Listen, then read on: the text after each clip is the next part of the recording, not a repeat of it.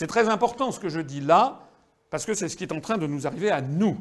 Puisque la construction européenne est un premier stade, le deuxième stade qui a commencé, même si personne n'est au courant, mais le Parlement européen l'a voté, c'est de passer au grand marché transatlantique, qui est le moment où les États-Unis vont mettre définitivement la main sur le continent européen.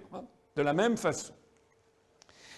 Donc nous voici maintenant arrivés en 1950 avec Robert Schuman, qui est ici dans le salon de l'horloge au Quai d'Orsay et qui fait cette fameuse déclaration du 9 mai 1950, dont on est prié de considérer en France que c'est une formidable déclaration, que c'est un coup de génie. Il y a d'ailleurs, comment dirais-je, on fête l'Europe, vous savez, le 9 mai, c'est la déclaration Schuman. Dans cette déclaration Schuman, alors je renvoie ceux qui sont intéressés par un dossier que j'ai mis en ligne sur notre site, Union populaire républicaine, où je décortique qui était Robert Schuman, qui était en fait un homme très conservateur d'origine, et qui a eu un comportement extrêmement trouble sous l'occupation. Il était né en Allemagne, il était né allemand avant la Première Guerre mondiale. Sous l'occupation, il a eu un rôle extrêmement trouble, je vais y revenir dans un instant. Et ensuite, il a été 14 fois ministre sous la 4e République. Donc c'était pendant qu'il était ministre des Affaires étrangères qu'il a fait cette déclaration, dont vous verrez, si vous lisez mon dossier, que cette déclaration, en fait, ce n'est pas du tout lui qui l'a écrite ni même inventée. Il n'a été qu'un porte-parole d'une déclaration qui a été conçue, écrite, rédigée au département d'État américain dans les services de Dean Acheson et qui lui a été transmise par Jean Monnet. Donc voilà, que dit Robert Schuman ? L'Europe ne se fera pas d'un coup, ni dans une construction d'ensemble. Elle se fera par des réalisations concrètes, créant d'abord une solidarité de fait. La mise en commun des productions de charbon et d'acier assurera immédiatement l'établissement de bases communes de développement économique, première étape de la fédération européenne. Ce qui est très intéressant dans cette déclaration dite Schuman du 9 mai 1950, c'est de la mettre en regard de la déclaration Sherman, dont je vous ai parlé tout à l'heure, de 1888, du sénateur républicain de l'Ohio. Parce que ce qui est intéressant, c'est que nous avons non seulement la même idée sous-jacente, mais pratiquement même la même musicalité de la phrase. À croire qu'à environ entre 1888 et 1950, il s'est écoulé 62 ans, à croire que c'est la même plume qui a tenu les deux discours. Je veux que le Canada fasse partie des États-Unis. L'union avec le Canada ne se fera pas en adoptant des lois hostiles, mais plutôt en lui faisant des propositions amicales. Déclaration Sherman. L'Europe ne se fera pas d'un coup, ni dans une construction d'ensemble. Elle se fera par des réalisations concrètes, créant d'abord une solidarité de fait. Déclaration Schuman. La seule politique de notre gouvernement est d'offrir au Canada la liberté des échanges commerciaux et de lui faire cette proposition de façon fraternelle afin que le peuple canadien y voie une invitation à faire partie de notre République. Déclaration Sherman, 1888. La mise en commun des productions de charbon et d'acier assurera immédiatement l'établissement de bases communes de développement économique, première étape de la Fédération européenne. Déclaration Schuman de 1950. En d'autres termes, la méthode dite Monnet-Schuman, vous savez, du berceau à la tombe en France, il paraît qu'il faut être extatique devant le génie prétendu de Jean Monnet et de Robert Schuman. Ils ont droit à des collèges, à des avenues, à des places, des rues, des boulevards. Ils ont droit à une commémoration constante. En réalité, ce n'était qu'un simple plagiat. Plus exactement, ce n'était que des commanditaires. Je vais en parler tout de suite. Puisque cette méthode Monnet-Schuman est exactement la méthode inventée et mise au point par les États-Unis depuis après 1812, après l'échec, n'est-ce pas, du conflit avec le Canada, quand ils ont inventé ce nouveau type de guerre par l'intermédiaire du libre-échange. Alors tout ceci m'amène à vous parler de cette révélation capitale qui a été cachée aux Français, que d'ailleurs les Français des années 1950, du moins ceux qui écoutaient le Parti communiste à l'époque, savait très bien, puisque le Parti communiste développait des idées qui ne sont pas totalement, en l'espèce, sans rapport avec celles que je présente. Le Parti communiste français expliquait aux Français, dans les années 50, que la construction européenne était en fait une invention américaine. Le Parti communiste français n'existe plus, ce n'est plus ça n'a plus rien à voir avec ce que c'était, mais il n'en demeure pas moins que le Parti communiste français des années 50, qui lui avait les analyses géopolitiques et stratégiques venues de Moscou, expliquait très bien ce qu'était la construction européenne. Il se retrouvait d'ailleurs parfaitement avec la pensée de De Gaulle et les gaullistes dans les années 50 pour dénoncer cette mainmise. Donc en fait, je ne fais presque que enfoncer des portes ouvertes pour des gens qui ont plus de 60 ou 70 ans actuellement. Mais malheureusement, pour tous les Français qui sont nés, disons, à partir de 1955 ou 60, et a fortiori ceux qui sont nés après 1975 ou 80 ou 90, eh bien on ne leur a jamais dit la vérité, pourtant qui a été révélée de façon irréfutable désormais par cette révélation cachée aux Français dans un article du Daily Telegraph du 19 septembre 2000. C'est quoi le Daily Telegraph? C'est un des plus grands journaux du monde, un des journaux les plus sérieux. C'est The Britain's biggest selling quality daily, ça veut dire le quotidien de qualité le plus vendu au Royaume-Uni. Vous savez que les Britanniques lisent beaucoup la presse. C'est pas du tout un tabloïd, c'est pas de la presse de caniveau, comme on dit. C'est un journal conservateur eurocritique qui a une qualité reconnue à peu près à l'égal du Times. Et donc dans ce numéro du 19 septembre 2000, le journaliste, qui est un des journalistes les plus célèbres du Royaume-Uni, a fait un article sensationnel qui s'appelle Ambrose Evans Pritchard, le journaliste en question, puisqu'il est allé mettre son nez dans les documents confidentiels défense, secrets d'État, du gouvernement américain qui ont été déclassifiés par l'administration américaine à l'été 2000, puisqu'il y a des lois de déclassification des documents secrets défense qui imposent au gouvernement américain de publier au bout de 30 ans des documents secrets. Alors que dans d'autres pays, comme en France, il faut attendre 50, 70 ans, voire 100 ans. Et donc il est allé faire un constat dont voici une traduction pour ceux qui sont intéressés.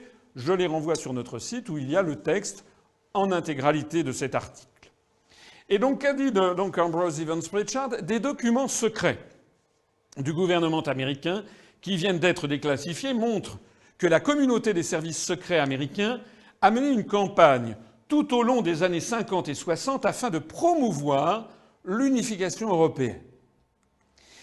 Les dirigeants du mouvement européen, Ratzinger, le visionnaire Robert Schuman et l'ancien Premier ministre belge Paul-Henri Spaak étaient tous traités comme des employés par leurs parrains américains.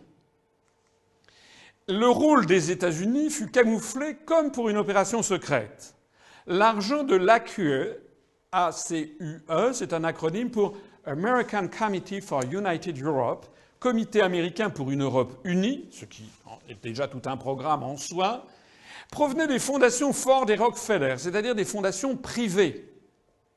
Parce que les interventions des services secrets américains comme la CIA transitent souvent sous des faux noms ou des paravents privés comme Fondation Ford et Rockefeller. De nos jours, il y a toujours Ford, Rockefeller, mais il y a aussi IBM, Microsoft, PricewaterhouseCoopers, etc., ou Boeing, ou UPS, qui sont des sociétés écrans qui permettent de donner, par exemple, de faire des fondations qui donnent de l'argent à tel ou tel club de réflexion pro-européen, j'en parlerai tout à l'heure, mais qui sont en réalité, en partie, en tout cas en parfaite connivence avec les services d'influence américains. Donc l'argent de l'ACUE provenait des fondations Ford et Rockefeller, aussi bien que de milieux d'affaires ayant des liens étroits avec le gouvernement américain. Le département d'État jouait aussi un rôle. Une note émanant de la direction Europe, donc du ministère des Affaires étrangères américain, datée du 11 juin 1965, conseille au vice-président de la Communauté économique européenne à l'époque, qui s'appelle Robert Marjolin, de poursuivre de façon subreptice, camouflée, l'objectif d'une union monétaire européenne. C'est très important à comprendre. Hein. Excusez-moi, ce sont des informations sensationnelles. L'euro, notre monnaie commune européenne, n'a pas du tout été une invention française ou franco-allemande ou même européenne. Ça fait depuis 1965. Ça fait 47 ans que les États-Unis ont conseillé à la CE de créer une union monétaire européenne. Et cette note recommande, je cite non seulement l'article, mais l'article cite lui-même la note en question, cette note recommande d'empêcher tout débat jusqu'au moment où l'adoption de telles propositions deviendrait virtuellement inévitable. C'est fascinant, empêcher tout débat. Vous vous rappelez, c'était exactement le terme même utilisé par l'agent secret Isaac Andrews en 1854 quand il faisait rapport au département d'État. J'ai empêché tout débat. Donc la constante de cette stratégie de domination américaine, on la voit ici éclater, elle prend tout son relief avec la mise en perspective historique que je viens de faire sous vos yeux. Nous en sommes là d'ailleurs. Nous sommes dans une période de notre histoire où la France fait donc l'objet, et nous allons le voir maintenant, de cette stratégie américaine, de cette guerre permanente et inconnue que Mitterrand a découverte. Et nous sommes dans cette situation que nous avons de l'interdiction d'avoir des vrais débats. Tous les vrais débats sont empêchés et on va le voir comment. Alors, maintenant, nous savons à quoi nous en tenir sur les pères fondateurs de la belle idée européenne, comme on dit. Robert Schuman, qui est considéré comme un très grand homme, en réalité, je me permets de rappeler qu'il a voté les pleins pouvoirs à Pétain à la fin de la Troisième République. Il était député et il était député à Vichy. Il a voté les pleins pouvoirs, quand même, alors que ça ne fait jamais partie de son historiographie, comment dirais-je, habituelle que l'on cite dans les préaux des écoles. Deuxièmement, il a été membre du premier gouvernement Pétain à Vichy. À la Libération, d'ailleurs, on lui a dit, les gens lui ont demandé des comptes. Il a fait savoir qu'il n'était pas au courant. Il n'était pas au courant qu'il était membre du gouvernement. Ensuite, il a été le premier membre d'un gouvernement à aller rencontrer les autorités nazies à Metz. On ne sait pas d'ailleurs ce qu'il y a dit. Après ça, il a été, il est vrai, emprisonné par les nazis parce qu'il a fait acte de... on ne sait pas très bien quoi. Enfin, en tout cas, il s'est échappé et il a passé le reste de la Seconde Guerre mondiale dans des couvents. À la Libération, il a été menacé d'indignité nationale puisque les communistes d'un côté, les gaullistes de l'autre voulaient sa peau parce qu'ils savaient que c'était un type qui avait, en tout cas c'est la réputation qu'il avait à l'époque, qui était un collabo. Sauf que à l'époque, c'est la période de l'épuration et De Gaulle souhaitait qu'on nous calme les plaies et que l'on n'entretienne pas un climat de guerre civile en France. Il le souhaitait d'autant plus que Pie XII et le Vatican étaient intervenus en faveur de Robert Schuman, qui était proche des partis politiques démocrates chrétiens. Et donc, De Gaulle lui a évité cette indignité nationale qui l'aurait empêché de poursuivre une carrière politique. Il en a d'ailleurs parfaitement profité. Je vous renvoie à mon dossier sur notre site, puisqu'il a été 14 fois ministre des Affaires étrangères sous la Quatrième République, ce qui montre qu'il avait un talent particulier pour jouer les anguilles. Et c'est lui qui a, paraît-il, eu ce coup de génie de la déclaration Schuman du 9 mai 1950. Je vous renvoie à mon dossier pour que vous découvriez pourquoi tout ceci est un conte de fées. C'est évidemment pas lui qui a eu cette idée. En tout cas, nous savons maintenant de façon sûre et certaine, depuis le 19 septembre 2000, qu'il était traité comme un employé par ses agents américains, donc en fait financé par la CIA. Quant à Jean Monnet a passé toute la Seconde Guerre mondiale aux États-Unis. Il a été le délégué de Roosevelt auprès du général Giraud à Alger pour tenter de barrer la route à De Gaulle et favoriser les anciens vichistes ralliés aux Alliés, puisque c'est un des grands épisodes de la Seconde Guerre mondiale que les gens ne connaissent pas, que nos compatriotes jeunes ne connaissent pas, c'est que Roosevelt et les Américains voulaient maintenir Pétain et Laval à la tête de la France à la Libération, et que progressivement, ils ont été obligés de changer de pied. Après Pétain, Laval, ils se sont rabattus sur Darlan. La résistance française a abattu Darlan à Alger. Ensuite, ils se sont rabattus sur Giraud, qui était un ancien pétainiste. Mais tout sauf De Gaulle, puisque De Gaulle, c'était l'indépendance nationale, alors que les États-Unis voulaient mettre la main sur la France à la Libération. Je rappelle d'ailleurs que les Américains ont maintenu une ambassade à Vichy jusqu'en novembre 1942, c'est-à-dire pratiquement un an après qu'ils fussent entrés en guerre eux-mêmes contre le Japon, après Pearl Harbor qui date du 7 décembre 1941, et puis donc ils fussent entrés en guerre avec l'Allemagne et les puissances de l'Axe. Ça veut donc dire que les États-Unis ont refusé de reconnaître la France libre jusqu'en 1944. En tout cas, De Gaulle disait de Jean Monnet que c'était un malade avant tout soucieux de servir les Américains. C'est dans le livre C'était De Gaulle de Perfit, tome 2, page 214. Alors nous savons maintenant aussi que Paul-Henri Spaak, ancien Premier ministre belge, était financé par la CIA, que le mouvement européen était financé par la CIA, du moins jusqu'au 31 décembre 1969. Je vous signale que le mouvement européen continue d'exister, qu'il a appelé à voter oui à la Constitution européenne, qu'il s'est oui au traité de Maastricht, oui à la Constitution européenne, qu'il s'est réjoui de l'adoption du traité de Lisbonne, qui est une félonie, alors que 55% des Français ont voté non, et que ce mouvement européen a été présidé, pour sa version pour sa filiale française, si j'ose dire, a été présidé, enfin vice-présidé pendant plusieurs années par Daniel Cohn-Bendit. Alors il n'y a pas besoin d'aller chercher finalement midi à 14h et d'aller regarder tant de documents confidentiels défense pour se convaincre de l'irréfutabilité des analyses que je fais. Ce ne sont pas... Je sais que certains vont dire « Ah, c'est du conspirationnisme ». C'est pas du conspirationnisme. Tout ce que je dis est sourcé, cité, les références, tout le monde peut aller les voir. Mais en plus de ça, les événements les plus récents, les déclarations les plus récentes le confirment. Plus ou moins récentes. Par exemple, qui a eu le premier l'idée d'une constitution européenne? Qui a dit « Rien ne pourrait nous être plus agréable que d'apprendre que les États d'Europe occidentale ont décidé de réunir dans une ville d'Europe, disons à Luxembourg, des délégués responsables avec le mandat de rédiger l'acte constitutionnel de l'Europe, de désigner la capitale, et qu'à partir du 1er janvier, l'Europe occidentale fonctionnera comme fédération. » Alors certains vont dire « Mais c'est Adenauer, Paul-Henri Spaak, De Gaulle, etc. » Eh bien non. La réponse, c'est le général Dwight Eisenhower, américain, qui était commandant suprême des forces de l'OTAN en Europe en 1951, cette déclaration, avant d'être élu en 1952 président des États-Unis d'Amérique.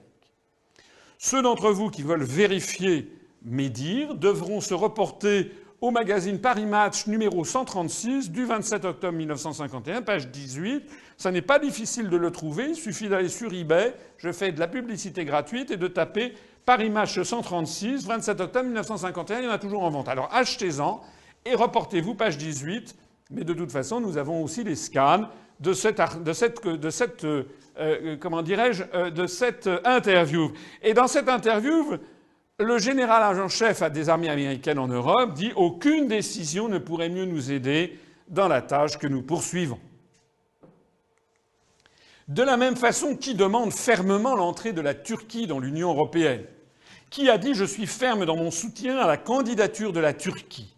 Je crois très fermement que l'une des 4 ou 5 questions pour cette partie du monde est de savoir si la Turquie deviendra un partenaire de plein droit de l'Union européenne. La personne qui a dit ça, c'est pas du tout un Européen.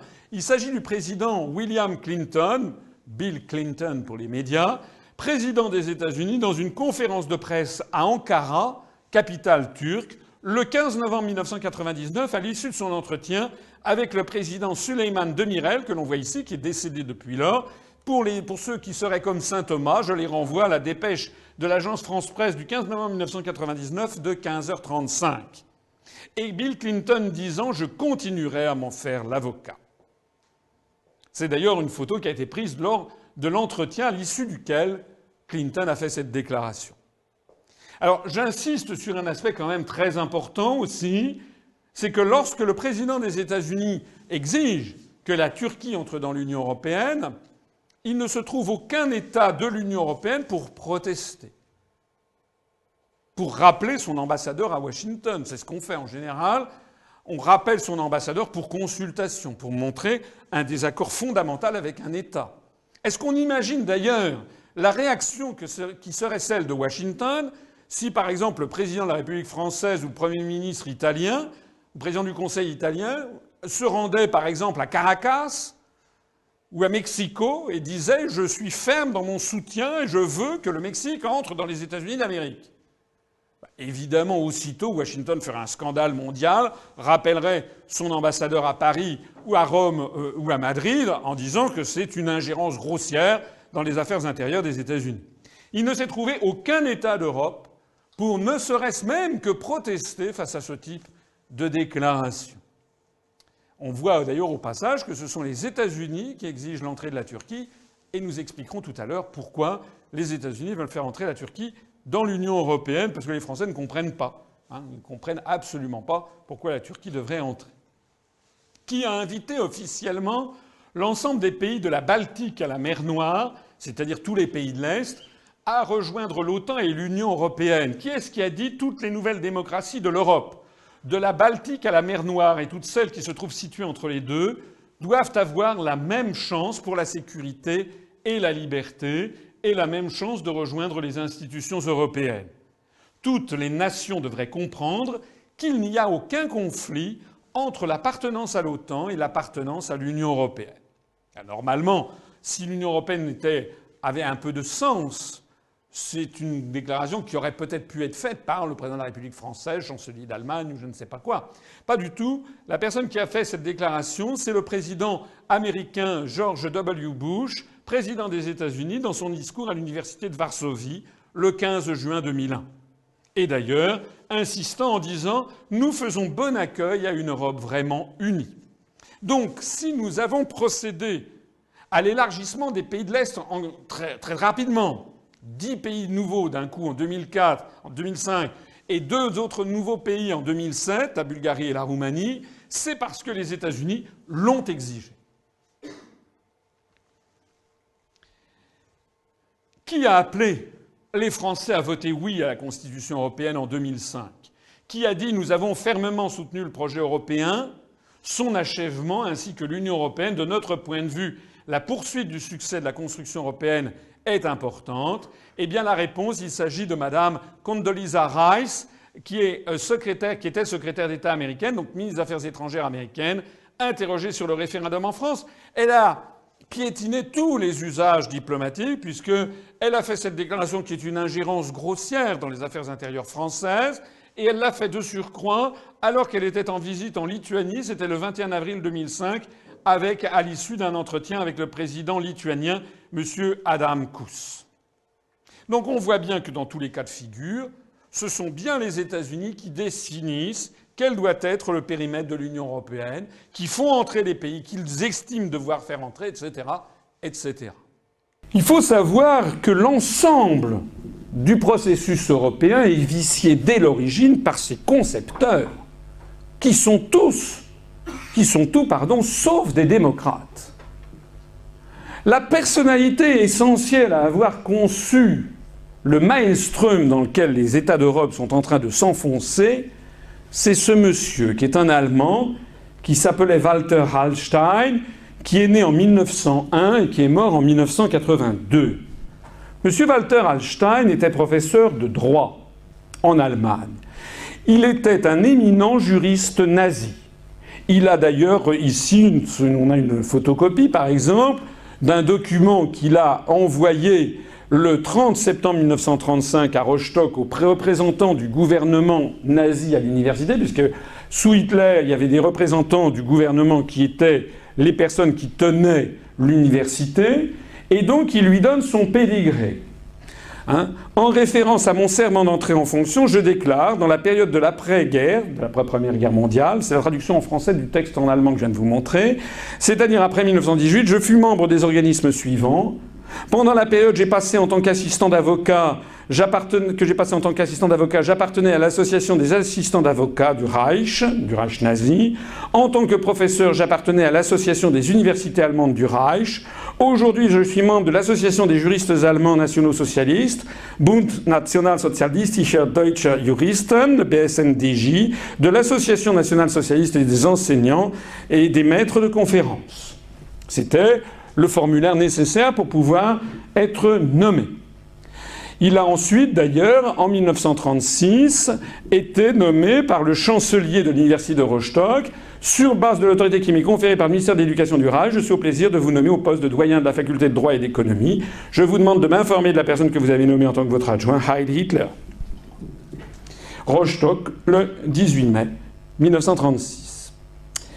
Alors ensuite, on avance dans l'histoire de l'Allemagne. Le 9 mai 1938, 2 ans après, Adolf Hitler se rend à Rome. Il n'y a pas beaucoup de photos de cette rencontre. Je vous ai mis celles que j'ai pu trouver. Adolf Hitler se rend à Rome pour rencontrer le Duce Benito Mussolini afin de mettre sur pied Das Neue Europa, la nouvelle Europe, dictature européenne qui sera placée sous leur contrôle. Et d'ailleurs pour le plus grand bénéfice des firmes allemandes. Donc le chancelier du Reich, Adolf Hitler, qui d'ailleurs, oui, est encore chancelier du Reich à l'époque, je crois, Adolf Hitler d'un côté et Mussolini se rencontrent, conviennent de mettre sur pied une nouvelle Europe, conviennent donc de réunir des équipes de juristes pour concevoir ce que serait cette nouvelle Europe qui permettra de ligoter les peuples Et le sort tombe sur l'un des grands juristes prometteurs du régime, M. Walter Hallstein. Du 21 au 25 juin 1938, Walter Hallstein représente le gouvernement nazi pendant les négociations d'État à État avec l'Italie fasciste concernant la mise en place d'un cadre juridique de la Nouvelle Europe. Ça va mener à ce discours permanent que l'on aura au cours des années 40 sur la Nouvelle Europe. L'année historique du grand regroupement de l'Europe. Qui est-ce qui a publié ça? Eh bien, c'est un journal français, publié par Histoire, publié le 1er février 1941, qui rend compte du discours du Führer à Berlin, au Sportpalast de Berlin. 1941 sera l'année historique du grand regroupement de l'Europe, de la Nouvelle Europe, conçue par M. Walter Hallstein.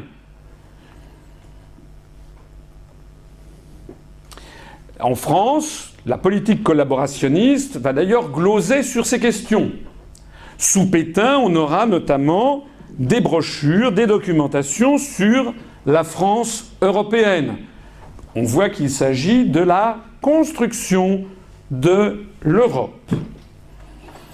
L'inauguration de l'exposition La France européenne avec les autorités nazies le 6 juin 1941 à Paris. Et l'on sait également qu'il y aura dans cette exposition, on voit ici les autorités nazies avec le représentant personnel du maréchal Pétain, on voit également dans cette exposition l'avant et l'après, l'ancienne Europe et la nouvelle Europe. L'ancienne Europe, on la voit ici avec toutes ses barrières nationales. Hier, l'Europe cloisonnée des démocraties inefficaces. C'est comme ça que c'est présenté. Demain, grâce au chancelier du Reich et au duce italien, la nouvelle Europe sans frontières dessinée par Adolf Hitler. Il n'y aura plus de frontières, les communications seront faciles. Il y aura des grands axes de communication qui permettront d'avoir enfin un sentiment européen et ça sera favorable au commerce. D'ailleurs, toute la propagande de Vichy consiste à dire qu'il faut imiter l'Allemagne. Je travaille en Allemagne pour la France. Travailler en Allemagne, français, pour rendre la France plus forte. Il faut faire comme les Allemands. C'est extraordinaire. On pourrait presque les ressortir, ces affiches. On avait donc Pétain qui, par ailleurs, disait « Connaissez-vous mieux que lui les problèmes de l'heure ?» On pourrait mettre d'ailleurs la tête de François Hollande. « Connaissez-vous mieux que lui les problèmes de l'heure ?» Il se prévaut d'une compétence technique, comme Sarkozy.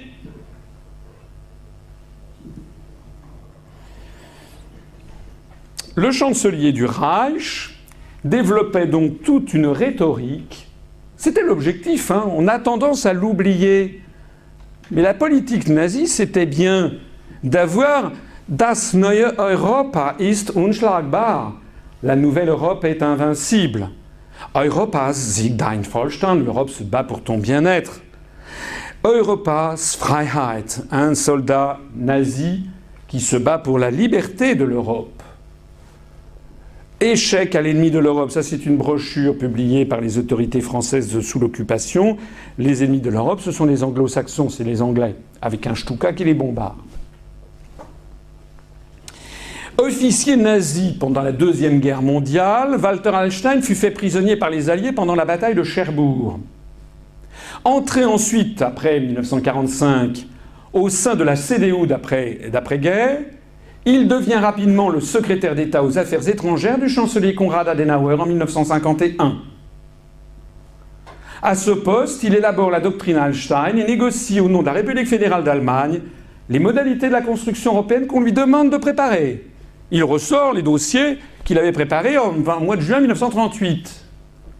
Il co-signe le traité de Rome le 25 mars 1957 avec Adenauer, le fameux traité dont j'ai créé l'UPR pour proposer aux Français d'en sortir. Et si vous ne me croyez pas, eh bien voici la photo. On a ici Adenauer et vous voyez juste à côté de lui Walter Hallstein, le juriste nazi choisi par Hitler pour préparer la nouvelle Europe. C'est bizarre qu'on ne vous en parle jamais. Walter Einstein fut ensuite le premier président de la Commission européenne, le prédécesseur de José Barroso. Il a été le président de la Commission européenne de 1958 à 1967, presque aussi longtemps que Jacques Delors. On a appelé ça la Commission Hallstein. Et dans le cadre de cette présidence de la Commission Hallstein, il présente en 1965 un plan qui prépare l'organisation d'une Europe fédérale. C'est justement contre ce plan Hallstein que Charles de Gaulle va intervenir en mettant le veto immédiat de la France avec la crise de la chaise vide. En France, toute la presse qui est déjà largement dans les intérêts anglo-saxons, brocarde, critique fermement de Gaulle. Personne n'explique, d'ailleurs personne ne le sait en France, aujourd'hui, en Belgique, je ne suis pas sûr que vous soyez non plus très bien informés, quelle était la personnalité de ce type. Comment ce Walter Hallstein, après avoir été un proche d'Hitler, a été ensuite récupéré par les Américains, comme beaucoup d'autres. Puisque les Américains, en fait, ont repris, ont recyclé un certain nombre de scientifiques, nazis, de juristes, de responsables politiques, pour reprendre les bonnes idées du chancelier Hitler à leur profit. De Gaulle a mis un veto, et De Gaulle obtiendra le départ de Walter Einstein en 1967, après la crise de la chaise vide. Mais comme vous le savez, De Gaulle lui-même n'est pas éternel, il quittera le pouvoir en 69, mourra en 70. Pendant ce temps-là, Walter Hallstein deviendra le président du mouvement européen, dont on sait de façon certaine désormais, depuis l'article notamment du Daily Telegraph du 19 septembre 2000, qui a rendu public les documents confidentiels défense du département d'État américain pendant les années 50 et 60. M. Walter Hallstein a été donc président du mouvement européen qui était, et qui est toujours probablement, une créature financée par la CIA américaine.